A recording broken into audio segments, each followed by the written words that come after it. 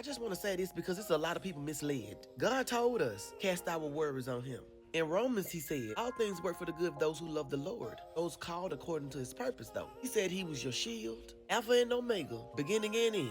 And who he was back then, he's still the same today. People will tell you don't worry about anything, just trust God. The problem with that, without any meat with those potatoes, without sustenance, without any context, that statement will have people sitting idle, thinking there's nothing that has to be done on their part because they trust God. They don't have to worry. I can sit right here and wait on the Lord. You know who else trusted God? The children of Israel. The Bible said they cried out to God because they trusted that he would save them. It didn't stop their afflictions.